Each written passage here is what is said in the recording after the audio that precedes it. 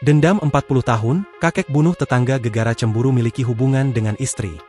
Meski sudah tidak muda lagi, namun kakek ini masih tidak bisa mengontrol emosinya.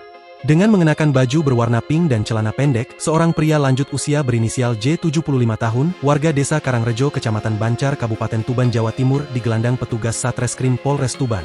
Siapa sangka, kakek J yang tampak ringkih berjalan itu ternyata adalah pelaku pembunuhan. Celurit yang sehari-hari digunakan untuk membersihkan ladang, mendadak berubah menjadi senjata mematikan. Dengan celurit tersebut, kakek J nekat menghabisi nyawa tetangganya sendiri berinisial W 77 tahun di sebuah ladang pada Senin, 22 Agustus 2025, siang. Sebelum peristiwa berdarah itu terjadi, diduga kedua lansia ini sempat terlibat cekcok.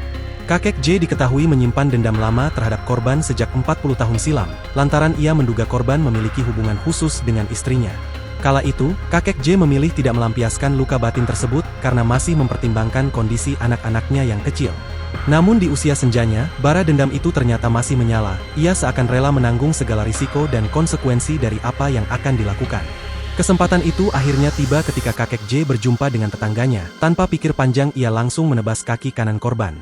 Akibatnya darah mengucur deras akibat luka terbuka. Warga segera menolong dan membawa korban ke puskesmas Tambak Boyo, namun akibat pendarahan hebat nyawanya tidak tertolong dan meninggal dunia dalam perjalanan. Kasat Reskrim Polres Tuban, AKP Dimas Robin Alexander, menyampaikan pihaknya masih mendalami motif pelaku. Kita masih mengambil keterangan dari pelaku kemudian dari istri korban dan saksi lain, sehingga kita mengetahui apa motif sebenarnya dari kejadian ini, ujarnya, Senin, 22 September 2025, malam. Kakek J berhasil diamankan di rumahnya tanpa perlawanan. Ia ditangkap oleh anggota Polsek Bancar bersama Satreskrim Polres Tuban dengan dibantu warga. Ia menegaskan pasal yang disangkakan ke pelaku untuk sementara adalah pasal 351 ayat 3 KUHP tentang penganiayaan yang mengakibatkan meninggal dunia. Masih kita dalami apakah memang sudah direncanakan pelaku sehingga bisa memenuhi unsur pasal 338 KUHP tentang pembunuhan, bahkan pasal 340 KUHP tentang pembunuhan berencana, pungkasnya. Download Tribun X sekarang, menghadirkan lokal menjadi Indonesia.